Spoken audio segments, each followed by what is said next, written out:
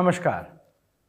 संधि विषयक पाठ्यक्रम के पंचम सप्ताह के 23वें व्याख्यान में आप सबका स्वागत है। आज का जो व्याख्यान है वह कुछ विशेष है। विशेष इसलिए है क्योंकि आज संधि के विषय को पढ़ने के साथ ही साथ हम द्रव्य के विषय को लेकर के भी बात करेंगे कि द्रव्य विषय क्या है, और उसके साथ साथ गणसूत्र को लेकर के भी चर्चा करेंगे। तो आज की स्लाइड पे अगर हम ध्यान दें तो हम देख सकते हैं कि आज का जो प्रारंभ है वो चादयो सत्वे सूत्र के द्वारा होगा, जहाँ पर सत्व असत्व की व्याख्या करते हुए द्रव्य क्या है और अद्रव्य क्या है इस विषय पे हम बात करेंगे। इसी के साथ साथ गणसूत्र उपसर्ग विभक्ति प्रतिरूपकाश्च निपाताः के द्वारा निपात के विषय को भी समझेंगे, और उसके साथ साथ प्रादयः निपात एका जनांग के साथ निपात एवं प्रकृति भाव के विषय को समझते हुए उसकी सूत्रगत पद मीमांसा पर ध्यान देंगे, अर्थात सूत्रों में वर्णित जो विषय हैं उनको लेकर चर्चा करेंगे। तो अधिक विलंब न करते हुए आज के व्याख्यान का प्रारंभ करते हैं। तो आज के व्याख्यान का प्रथम सूत्र है चादयो सत्वे। चादयो सत्वे को अगर हम विभक्त करके देखने का प्रयास करें तो हम स्लाइड में देख सकते हैं कि चादयः असत्वे ये विषय आ जाता है। तो यहाँ पे असत्वे अर्थात अद्रव्ये, द्रव्ये। अच्छा, अब अद्रव्य मतलब जो द्रव्य न हो। तो सबसे पहले प्रश्न उठता है कि द्रव्य क्या है, क्योंकि द्रव्य क्या है ये पता होगा तभी तुम अद्रव्य पर जाएंगे। जैसे कि ज्ञान क्या है यह विषय हमको स्पष्ट होगा तभी तो अज्ञान को समझेंगे। अस्तु, तो चादयः असत्वे अर्थात चादयः च आदि जो है असत्व अर्थात अद्रव्य होने पर। अब अद्रव्य होने पर क्या, इसी विषय को लेकर के बात करेंगे। तो हम पुनः यदि स्लाइड पर ध्यान केंद्रित करें तो हम देखेंगे कि चादयः असत्वे निपाताः स्युः, अर्थात चादयः असत्वे निपातः मतलब च आदि जो विषय है ये अगर अद्रव्य हुआ तो निपात हो जाएगा। तो इस विषय को समझने के लिए सबसे पहले हम द्रव्य विषय को लेकर के चर्चा करेंगे, अर्थात च आदि अगर द्रव्य नहीं होगा तो निपात हो जाएगा। तो यह निपात हो जाएगा या च आदि ये सभी विषय तभी स्पष्ट हो पाएंगे जब द्रव्य विषय को हम समझ पाएंगे।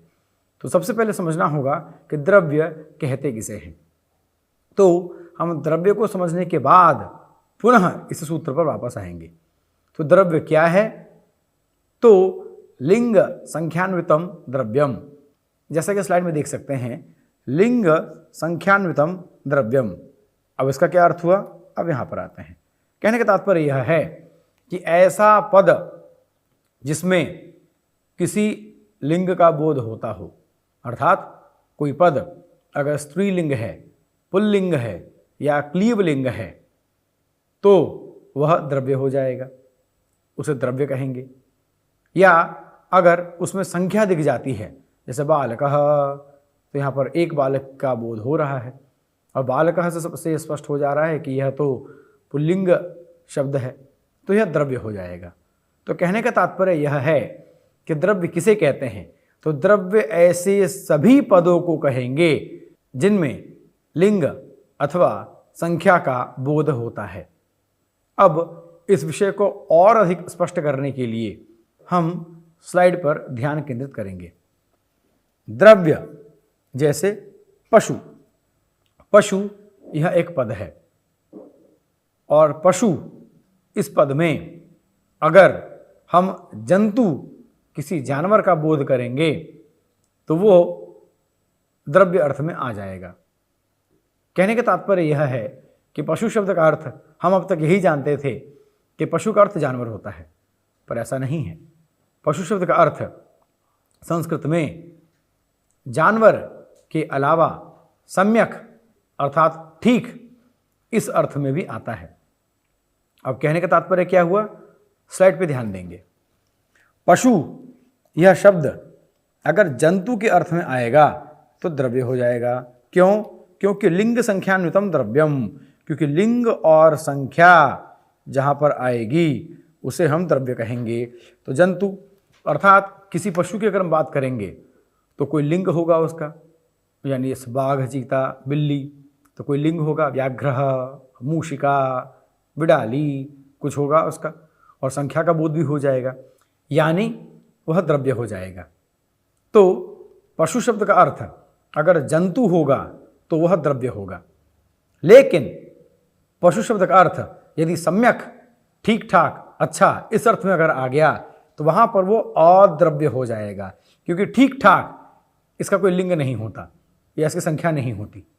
जैसे अगर कोई पूछे कैसे हो भाई, आपने कहा ठीक है, तो ठीक है का कोई लिंग नहीं है या इसकी कोई संख्या नहीं है।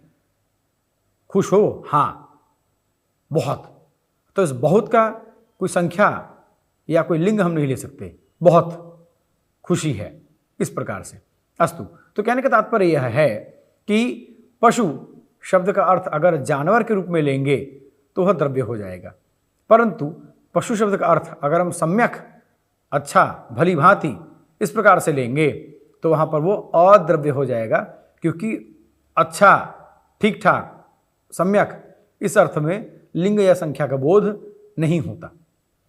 इसी प्रकार से श्रद्धा अगर किसी का नाम हो जाए तो द्रव्य हो जाएगा, परंतु श्रद्धा से अगर आप विश्वास का अर्थ लेते हैं कि मुझे ईश्वर में श्रद्धा है, मुझे ईश्वर में विश्वास है, इस अर्थ में, तो यहाँ पर जो विश्वास हो गया यह अद्रव्य हो जाएगा, क्योंकि इसमें लिंग या संख्या का विषय नहीं है। इसी प्रकार से ईहा अगर किसी का नाम हो गया तो द्रव्य हो जाएगा, और ईहा अगर इच्छा के अर्थ में आ गया तो यह अद्रव्य कहलाएगा। कहने का तात्पर्य यह है कि लिंग की संख्या के अलावा अगर अर्थ निकल जाएगा तो वह अद्रव्य कहलाएगा। इसी प्रकार से शुकम, जैसे शुक पद का तोता, तोते को देखो, शुकम पश्य, इस अर्थ में अगर शुक का प्रयोग किया, आपने शुकम का प्रयोग किया तो द्रव्य अर्थ हो जाएगा, परंतु शुकम अर्थात शीघ्रम अगर इसका आपने प्रयोग किया तो यह अद्रव्य हो जाएगा। कहने का तात्पर्य यह है कि च आदि गण में पठित जो पद हैं अगर वह अद्रव्यवाची अर्थ में आएंगे, अगर वह अद्रव्यवाची अर्थ में आएंगे, चादि गण के पठित जो शब्द हैं वो अगर अद्रव्य में आएंगे तो फिर उन्हें निपात कहा जाएगा। अर्थात च आदि गण में पठित जो शब्द हैं उनको एक शब्द में निपात कहा जाएगा। अगर वो जो च आदि शब्द हैं वो अद्रव्य के अर्थ में आते हैं तो इस च आदि समूह के साथ ये विषय आता है। और अब स्लाइड पर अगर आप ध्यान देंगे तो यह पाएंगे कि चादि गण अत्यंत महत्वपूर्ण विषय है। क्यों? क्योंकि च आदि या चादि गण अत्यंत महत्वपूर्ण गण है। क्यों? क्योंकि यह निपात संज्ञा का विधान तो करता ही है, साथ ही साथ यह एक आकृति गण है। आकृति गण के विषय में हम पूर्व में चर्चा कर चुके हैं। तो अभी आकृति गण के नाम से हम ये समझेंगे कि इसके प्रकार जिनकी जिनकी आकृति होगी हम उनको भी चादि गण में मान सकते हैं। अर्थात चादि गण का जो दायरा है वह व्यापक है। यद्यपि अभी लौकिक भाषा प्रयोग में हमको उतना दिखता नहीं है, लेकिन इसका दायरा व्यापक है। और अगर इस विषय को हम अच्छे से समझ लेते हैं तो संस्कृत को बोलने में नए शब्दों का प्रयोग करने में हमें सरलता प्राप्त होगी। अस्तु, तो कहने का तात्पर्य हुआ कि च आदि गण में जो पठित शब्द हैं वो अगर अद्रव्यवाची होंगे तो उनकी निपात संज्ञा हो जाएगी। यही विषय इसमें कहा गया है कि च आदि गण अगर अद्रव्य के अर्थ में आ गया तो उनकी निपात संज्ञा हो जाएगी, यानी उनको निपात कहेंगे। अस्तु, चादि गण में गणसूत्र की प्रवृत्ति होती है। अब यह गणसूत्र क्या है? वस्तुतः महर्षि पाणिनि ने जिन जिन गणों की प्रकल्पना की है तो जहाँ आवश्यकता हुई है उसके अंदर एक सूत्र लगा करके उसके विषय को और अधिक स्पष्ट किया गया है, और इसी से चादि गण का जो वैशिष्ट्य है वह समझ में आ जाता है। अस्तु, कहने का तात्पर्य हुआ यह कि चादि गण में एक सूत्र है, तो गणसूत्र, यह गणसूत्र क्या कहता है इस विषय को अधिक स्पष्ट रूप से समझने के लिए हम स्लाइड पर ध्यान केंद्रित करेंगे। गणसूत्र कहता है उपसर्ग विभक्ति प्रतिरूपकाश्च निपाताः। अब यहाँ पर एक शब्द आ गया प्रतिरूपक। प्रतिरूपक, अब प्रतिरूपक किसे कहते हैं इसे समझते हैं। प्रतिरूपक को हम सरल शब्द में कह सकते हैं जैसे क्लोन कॉपी, जैसे कॉपी करना। तो किसी की कॉपी करना और ओरिजिनल होना में भेद है। अब कोई अगर किसी अभिनेता की कॉपी कर रहा है तो वो व्यक्ति नहीं हो जाएगा। कोई अगर किसी पात्र की अनुकृति कर रहा है तो वह विषय नहीं हो जाएगा। अर्थात उदाहरण के लिए अब कोई अगर रतन टाटा का अभिनय करे तो वह रतन टाटा नहीं हो जाएंगे, वह उनका अभिनय करेंगे, वो उनकी कॉपी करेंगे, ये कहने का तात्पर्य है।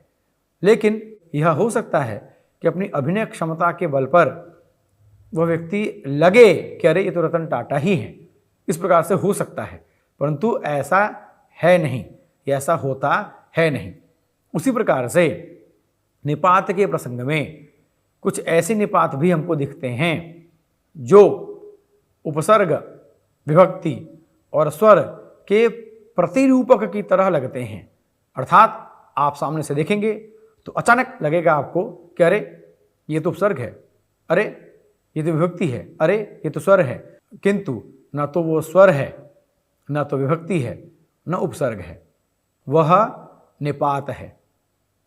इस विषय को समझने से पहले एक विषय और समझना है कि यह प्रौढ़ विषय है। संधि के साथ साथ हमने कई प्रौढ़ विषयों को भी रखा है, जिससे कि संधि के ज्ञान के साथ ही साथ आपकी रुचि होगी तो आप व्याकरण में आगे भी प्रवेश करते हुए चलेंगे। तो ये विषय जो संधि के प्रकरण में आपके सामने आएंगे उनको सिद्ध करते हुए आप आगे बढ़ते हुए चलेंगे, तो उससे आगे व्याकरण को समझना और अधिक सरल हो जाएगा। अस्तु, तो वापस आते हैं अपने विषय पर। प्रतिरूपक मतलब क्लोन कॉपी, हम ऐसा कह सकते हैं, बिल्कुल वैसा ही कॉपी कर लेना। जैसे आपके पास कोई पुस्तक है और आपने उसका कलर फोटो सेट करा लिया तो बिल्कुल वैसा ही लगेगा, तो इस तरह से। तो इसी प्रकार से निपात कुछ ऐसे भी होते हैं जो उपसर्ग की तरह लगते हैं, जो विभक्ति की तरह लगते हैं, जो स्वर की तरह लगते हैं। तो ऐसे कुछ निपातों को यहाँ पर संकलित किया गया है और उनके माध्यम से हम इस विषय को समझने का प्रयास करेंगे। तो स्लाइड पर अगर हम ध्यान दें तो हम देखेंगे कि उपसर्ग प्रतिरूपक निपात, अर्थात ऐसे निपात जो देखने से उपसर्ग की तरह लगेंगे। जैसे ये सारे के सारे आपने उपसर्ग क्रिया योगी के प्रसंग में देखा है, किंतु इनके प्रयोग के आधार पर यह स्पष्ट हो जाता है कि ये सारे के सारे निपात की तरह व्यवहार कर रहे हैं। कहने का तात्पर्य क्या है, उदाहरण के लिए अगर हम समझने का प्रयास करें तो जैसे मान लीजिए जैसे जो दूध है वही दूध दही के रूप में परिणत हो जाता है, अर्थात उस दूध के प्रयोग के प्रकार से वह दूध दही बन गया। अब उसी के प्रयोग के प्रकार से वह पनीर या छेना भी बन जाता है। तो कहने का तात्पर्य क्या हुआ कि वही दूध है, परंतु प्रयोग के आधार पर वो छेना या दही बन जाता है।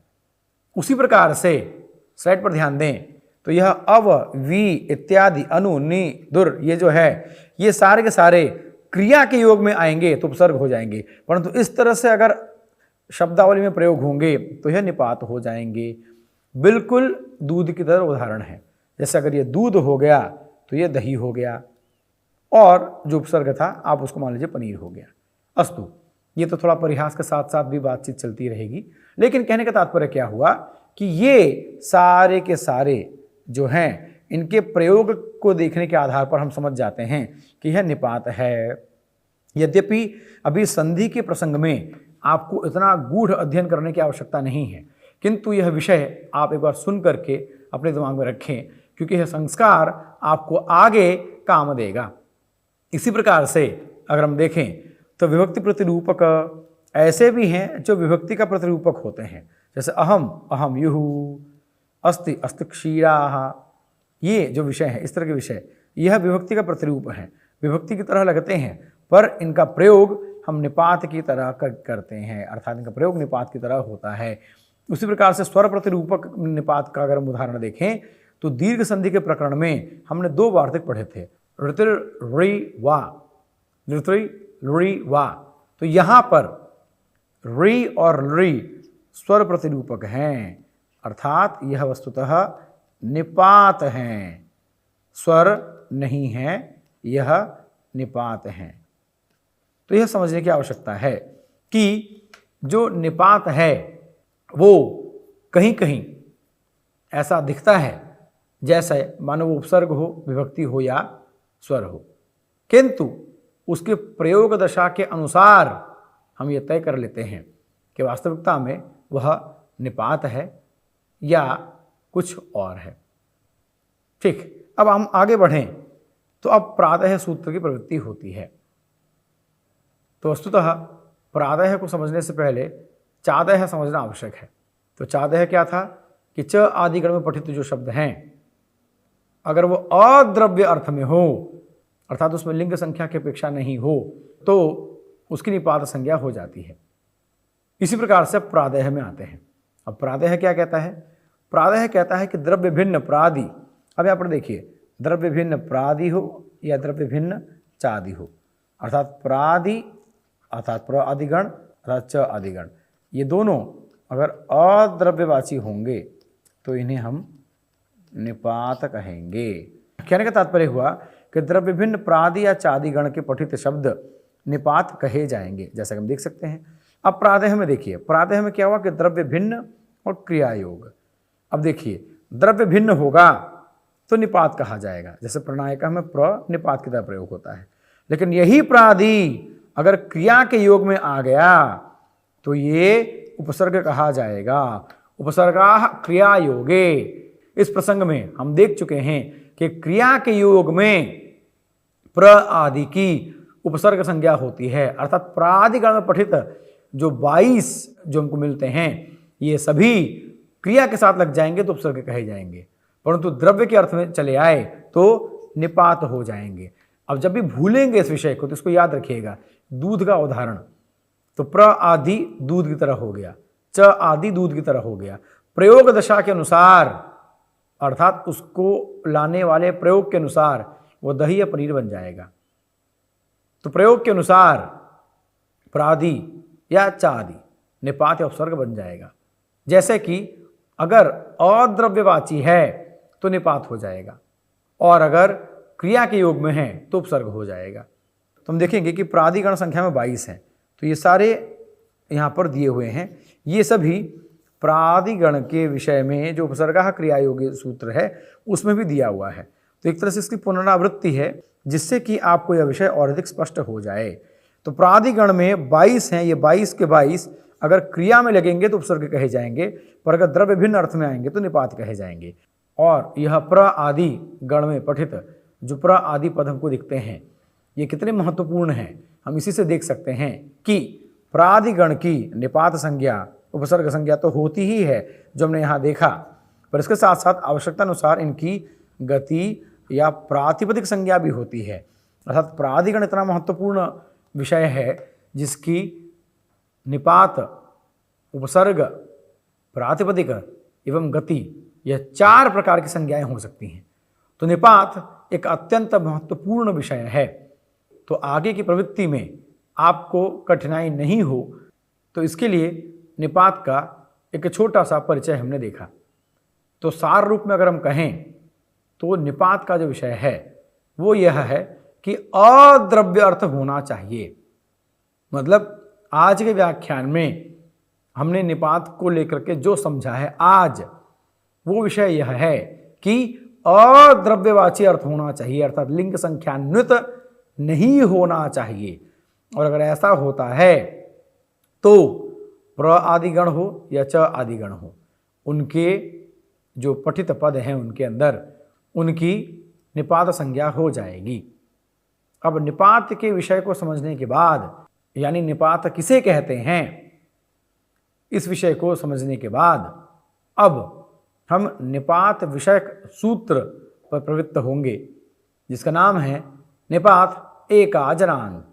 यहाँ पर अगर हम स्लाइड पर ध्यान केंद्रित करें तो अब निपात विषय को समझने के उपरांत निपात की प्रवृत्ति वाले सूत्र पर हम आएंगे, जिसका नाम है निपात एकाजनांग, जो कि हम स्लाइड के माध्यम से समझने का प्रयास करेंगे। निपात एकाजनांग सूत्र कहता है कि एकाच अगर निपात हो तो उसकी प्रगृह्य संज्ञा हो जाती है। अर्थात एकाच निपात मतलब ऐसा निपात जिसमें एक ही अच हो, एक ही स्वर हो, जैसे ई, जैसे उ, तो ई इंद्रः, उ उमेशः। मान लीजिए इस तरह का प्रसंग आ गया, अर्थात इस तरह का प्रसंग आ गया, एकाच निपात के बाद अच आ गया, तो उस एकाच निपात को प्रगृह्य संज्ञा हो जाएगी, यानी ई इंद्रः को प्रगृह्य संज्ञा हो जाएगी। अब देखिए 1 2 दो शर्तें, यानी एकाच निपात है ई, एकाच निपात है ई, उसके बाद अच स्वर आ गया तो ई इंद्रः आ गया, और चूंकि ये एकाच निपात है इसलिए निपात एकाजनांग से ई की प्रगृह्य संज्ञा हो गई, और प्रगृह्य संज्ञा होने के बाद ई इंद्रः द्वारा पृथक प्रगृह्या अचनित्यम सूत्र के द्वारा प्रगृह्य संज्ञा होकर के इसका प्रकृतिभाव हो जाता है। अर्थात ई इंद्रः में निपात एकाजनांग से ई की प्रगृह्य संज्ञा हो गई। अब ई की प्रगृह्य संज्ञा होने के बाद पृथक प्रगृह्या अचनित्यम से ई इंद्रः को प्रकृतिभाव हो जाता है। जैसा कि हम जानते हैं कि जिसको जिसको भी प्रगृह्य संज्ञा का विधान किया जाएगा वह सभी पृथक प्रगृह्या अचनित्यम के द्वारा प्रकृतिभाव कर दिए जाएंगे। कहने का तात्पर्य है कि यदि एकाच निपात हो, अर्थात ऐसा निपात जिसमें एक ही स्वर है और उसके बाद अगर अच आ जाए तो उस निपात की प्रगृह्य संज्ञा हो जाती है, और प्रगृह्य संज्ञा होने के कारण पृथक प्रगृह्या अचनित्यम सूत्र के द्वारा उसका प्रकृतिभाव हो जाता है, यानी उसकी स्थिति यथावत हो जाती है।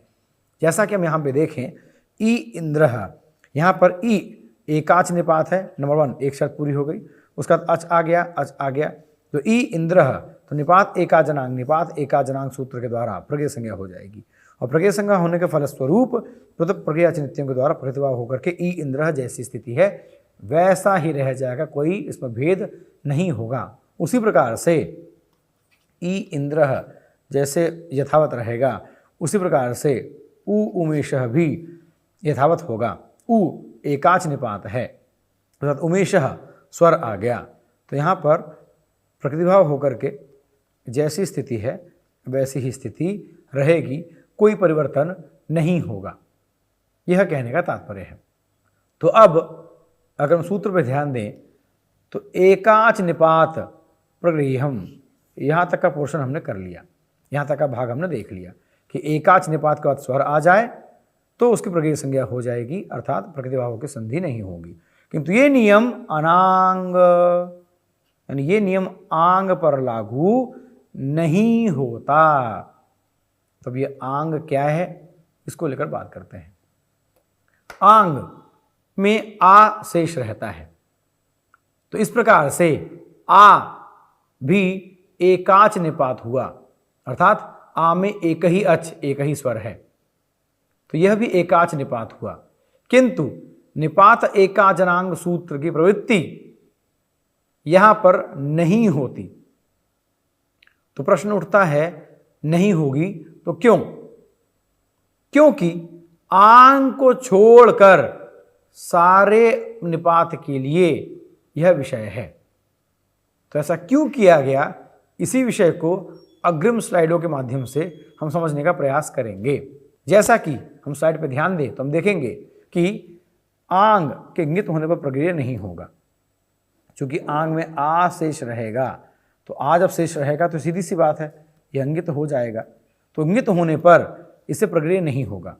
जैसे ईषद अर्थ में अगर हम आंग का प्रयोग करें तो आ उष्णम ओष्णम, यहाँ पर आंग क्या हो गया, अब यहाँ पर आंग ईषद अर्थ में प्रयोग हो गया और इंगित हो गया, और इंगित होने के कारण ये प्रगृह्य नहीं हुआ, और प्रगृह्य न होने के कारण संधि हो गई, तो आ उष्णम ओष्णम बन गया।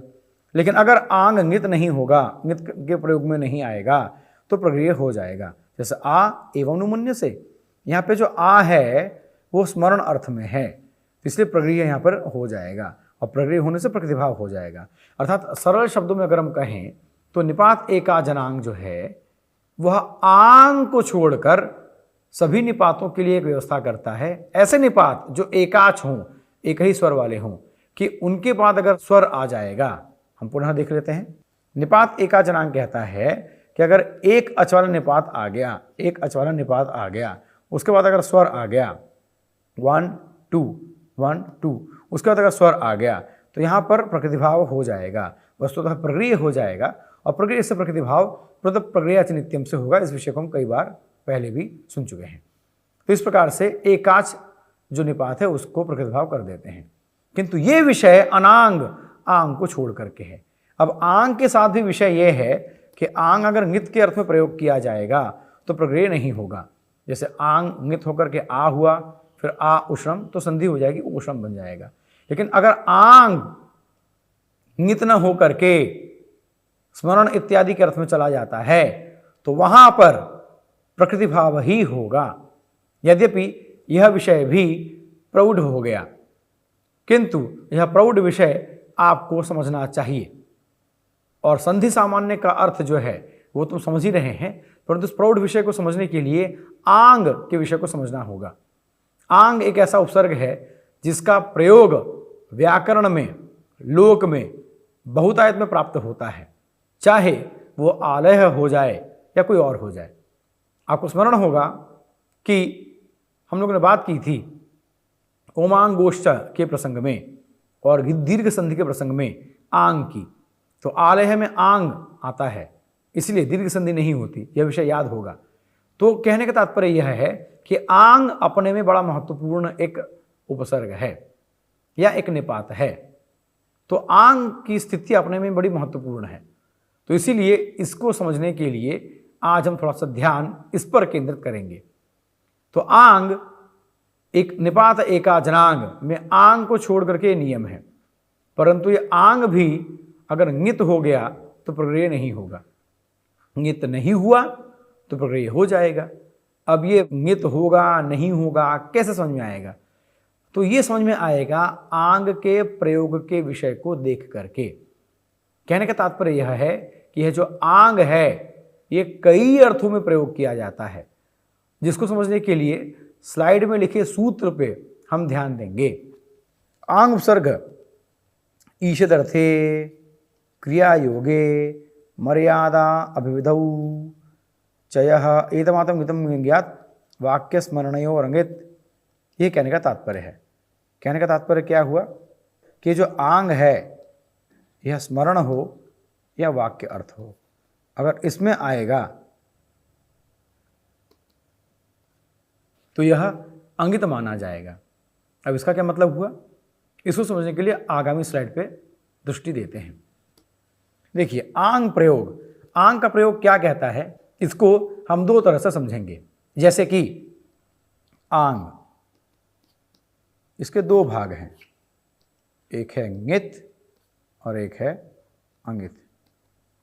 यद्यपि ङित हो या अंगित हो, दोनों में शेष आ ही रहता है, परंतु कहने का तात्पर्य क्या है कि आंग जो है वो इन चार अर्थों में ङित के रूप में प्रयोग होता है, परंतु ये जो दो प्रसंग आते हैं इसमें यह आंग अंगित हो जाता है। कहने का तात्पर्य क्या हुआ, आंग ङित हो या अंगित हो आ ही शेष रहता है, किंतु ङित अंगित क्यों बोला गया, जिससे कि हम उसका वर्गीकरण कर सकें। अर्थात आंग जो उपसर्ग है वो 6 अर्थों में प्रयोग होता है। ईषदर्थे, क्रिया योगे, मर्यादा अभिविधि, वाक्य और स्मरण। कहने का तात्पर्य क्या हुआ कि जो 6 प्रयोग हैं, ईषद, क्रिया योग, मर्यादा, अभिविधि, वाक्य, स्मरण, ये जो 6 अर्थ हैं, इन 6 अर्थों में से ईषद, क्रिया योग, मर्यादा अथवा अभिविधि के अर्थ में अगर आंग आएगा तो उसे हम ङित कहेंगे। और अगर वाक्य स्मरणयो रंगित, और अगर वाक्य या स्मरण आ गया तो वहां पर वो अंगित हो जाएगा। ये कहने का मतलब है। मतलब क्या हुआ कि प्रसंग के अनुसार, जैसा कि आज बात हुई आज का विषय प्रसंग को लेकर के है। वस्तुतः अगर देखा जाए तो आज का जो व्याकरण का विषय है वो मुख्य रूप से निपात और प्रकृति भाव को तो ले ही रहे हैं, परंतु उसके साथ साथ देखने का विषय यह है कि आज का विषय प्रसंग को आधार करके बनाया गया है, अर्थात प्रसंग को देख करके समझने की आवश्यकता है कि कहाँ पर क्या होगा। तो पुनः अगर हम स्लाइड पर ध्यान दें तो ईशत, क्रिया, योग, मर्यादा अथवा अभिविधि, ये जो 4 अर्थ हैं, इनमें जब आंग का प्रयोग करेंगे तो इंगित होगा। और ये जो उद्गार और स्मरण, ये उद्गार यानी वाक्य, तो उद्गार और स्मरण अर्थ में जब आएगा तो इन 2 अर्थों में, तो यहाँ पर आंग हो जाएगा अंगित। तो अगर आंग नित हो गया तो प्रगृह्य नहीं होगा, और अगर अंगित रहा, अगर ये अंगित रहा तो यहाँ पर हम प्रगृह्य लेकर के चले आएंगे, जैसा कि हम इन 2 उदाहरणों में देख सकते हैं। अब ये ईशत क्या है, तो आंग का प्रयोग ईशत अर्थ में होता है, अर्थात न्यून अर्थ में भी होता है, अर्थात पर्याप्त, पर्याप्त न्यून। पर्याप्त न्यून क्या हुआ, जैसे खाना कैसा है, हाँ ठीक है गर्म है, कैसा, खाना लायक गर्म है। तो वही अब यहाँ पर देखिए ओष्णम, यही विषय हो गया। क्रिया के युग में भी होता है आगच्छत। मर्यादा आम बुधे है, अर्थात अगर मैं कहूँ कि जो ये राज्य है आम बुधे है, यानी समुद्र तक इसकी सीमा है, यानी समुद्र को छोड़ करके, यानी समुद्र तक, समुद्र में तो किसी की सीमा नहीं होगी, तो समुद्र तक इनकी सीमा है। तो आम बुधे है, तो मर्यादा, तो यानी मर्यादा रखता है ये कि उस सीमा तक पहुंचेगा। अभिविधि जहां पर उसको ले, जैसे ऐन्द्रात, यह प्रयोग, ऐन्द्रात इंद्र तक, यानी इंद्र को भी ले लेंगे इसके अंदर, जैसे कि देख सकते हैं अभिविधि में ऐन्द्रात। अर्थात आंग का प्रयोग पर्याप्त न्यून के अर्थ में आ सकता है, क्रिया के अर्थ में आ सकता है, मर्यादा के अर्थ में आ सकता है, अभिविधि के अर्थ में आ सकता है। जब इन अर्थों में आएगा तो ये इंगित माना जाएगा। जब इंगित माना जाएगा तो यहाँ पे हम संधि कर सकते हैं, संधि यहाँ पर कर सकते हैं। इसीलिए निपात एकाजनांग यहाँ पर आ जाएगा, निपात एकाजनांग इस प्रसंग के लिए आ जाएगा। लेकिन अगर वाक्य और स्मरण के अर्थ में आ गया तो ये अंगित हो जाएगा। तो यहाँ पर निपात एकाजनांग की प्रवृत्ति नहीं होगी, अपितु ये चूंकि ये अंगित हो गया इसलिए यहाँ पर इसका प्रकृतिभाव होकर के ये जैसे है वैसे ही रहेगा। जैसे आ एवं नुमन्य से, अच्छा तुमको ऐसा लगता है क्या, इस अर्थ में भी आंग उपसर्ग का प्रयोग होता है, उद्गार बोलने के अर्थ में, आ एवं नुमन्य से, अच्छा तुमको ऐसा लगता है क्या। अच्छा, या अगर हम स्मरण अर्थ में कहें तो आ एवं तत्किल, अच्छा हाँ हाँ ऐसा ही था, तो ऐसा ही था, या तुमको ऐसा लगता है, इस अर्थ में अगर हम आंग का प्रयोग करेंगे तो वहाँ पर प्रगृह्य हो जाएगा, प्रगृह्य होकर प्रकृतिभाव। लेकिन इसके अलावा अगर जो बाकी 4 अर्थ हैं अगर हम उनका प्रयोग करेंगे तो यहाँ पर संधि हो जाएगी। तो कहने का तात्पर्य यह है कि लघु सिद्धांत कौमुदी के अनुसार देखें तो निपात एकाजनांग बस यही कहता है कि ई इंद्र उ उमेशः, ई इंद्र उ उमेशः। कहने का मतलब क्या हुआ कि अगर एकाच निपात है, उसका स्वर आ गया तो प्रगृह्य कर दीजिए, प्रगृह्य हो जाएगा तो प्रकृतिभाव हो जाएगा, संधि नहीं होगी, यथावत हो जाएगा। तो ई इंद्र जैसा है वैसा ही रहेगा, उ उमेशः जैसा है वैसा ही रहेगा।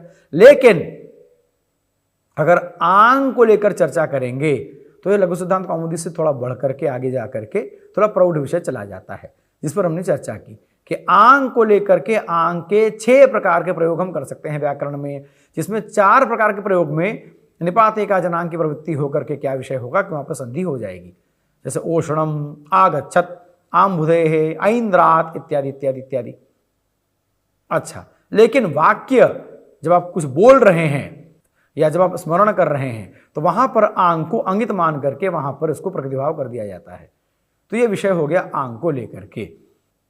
तो आज का जो व्याख्यान था वह निपात और प्रकृतिभाव के व्याज से या निपात और प्रकृतिभाव के बहाने से द्रव्य और आंग उपसर्ग का प्रयोग बताना अभीष्ट था।